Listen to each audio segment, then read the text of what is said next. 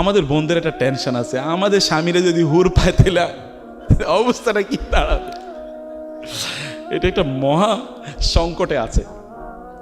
আমাদের একজন বন্ধু গতকাল ওনার একটা পোস্টে উনি লিখেছেন নিজের গল্প। উনি বলেছেন যে ওনার ওয়াইফকে উনি ঘুমানোর সময় বলছিলেন যে এই জানো আলী রাদিয়াল্লাহু আনহু 4টা বিয়ে করছেন। বলে শুধু বলছি, এটা যেন ভ্রমরের বাসায় গিয়ে দিলাম, একটু ঢিল মারলাম। এরপর তিনি বলেন হ্যাঁ 4টা বিয়ে করছেন, ঠিকই আছে। আলী রাদিয়াল্লাহু আনহু 4টা বিয়ে করেছেন, ঠিকই আছে, ভালো। কিন্তু আলী রাদিয়াল্লাহু আনহু কতগুলো যুদ্ধ করেছেন আপনি জানেন? আপনি এতগুলো না, একটা এর অর্ধেক যুদ্ধ করে আসেন, এরপর আপনি 4টা বিয়ের কথা বললেন। বলে আমি ভাবছি সর্বনাশ তো করে ফেলেছি আমি।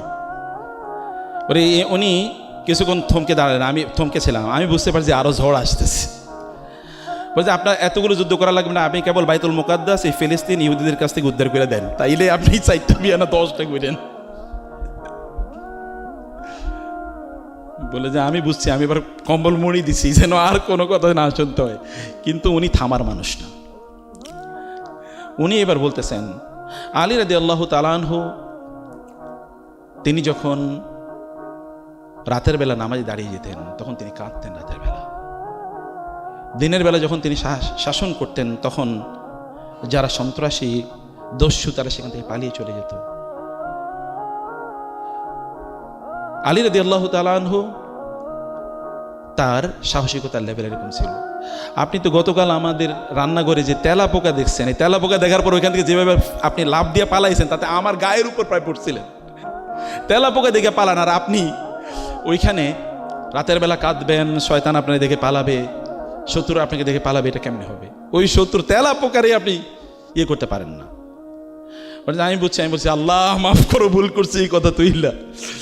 পরে সর্বশেষ উনি আমার বলছেন যে আরেকটা কথা একটু বলেই তারপরে ঘুমাই। বলে কি?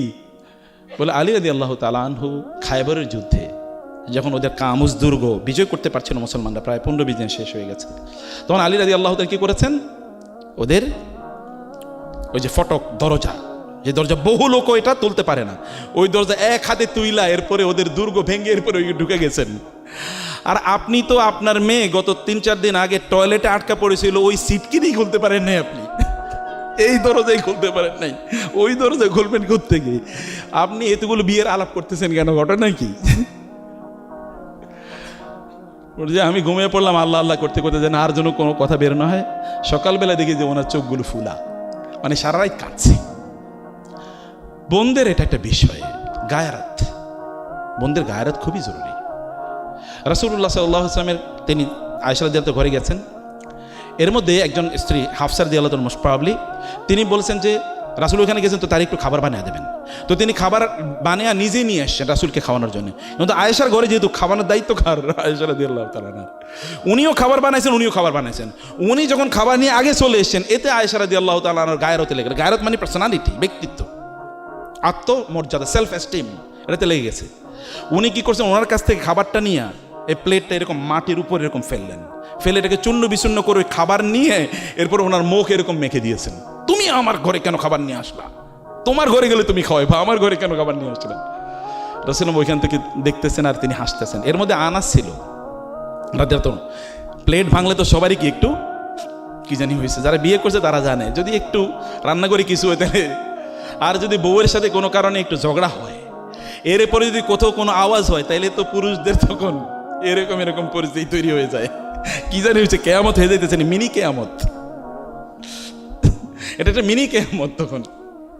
তো তিনি আনাসকে বলেন গারাত উম্মুকুম, তোমাদের মায়ের আত্মমর্যাদা লাগছে, টেনশন করো না। এরপরে তিনি ভিতরে গিয়ে আয়েশা রাদিয়াল্লাহু তাআলা মানে হাফসাকে বললেন, উনি যেহেতু আপনার মুখটা মাখিয়ে দিয়েছে, আপনি বসে আছেন কেন, আপনি মুখ মাখিয়ে দিতে পারেন না? ইজি, মেড ইট ইজি, সহজ করে দিয়েছেন। এটা গায়রাতের ইস্যু। প্রিয় বোনেরা, টেনশন করার কোনো কারণ নাই। এক সাহাবী তিনি জান্নাতে গিয়েছেন, স্বপ্নে দেখছেন তিনি জান্নাতে গিয়েছেন, মানে তিনি জিহাদের ময়দানে যাবেন তার আগে তিনি স্বপ্নে দেখছেন জান্নাতে গিয়েছেন, এবং তার স্ত্রী মানে সেখানে দেখেন মানে এত অসাধারণ সুন্দরী নারীরা তাকে ওয়েলকাম জানাচ্ছে। তিনি ভাবলেন যে জান্নাতে যে আল্লাহ হুরদের কথা বলছেন এরাই এত সুন্দরী, সুবহানাল্লাহ।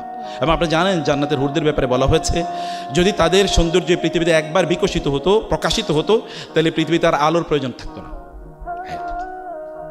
অসম্ভব সুন্দরী, চিন্তা করা যায় না। হুরুন ঈন কাআমসালিল লুলুইল মাকনুন হুরুম মাকসুরাতুন ফিল খিয়াম কাআন্নাহুন্নাল ইয়াকুতু ওয়াল মারজান। মানে সূরা আর রহমান পড়লে আপনি বুঝবেন কি অসাধারণ বর্ণনা।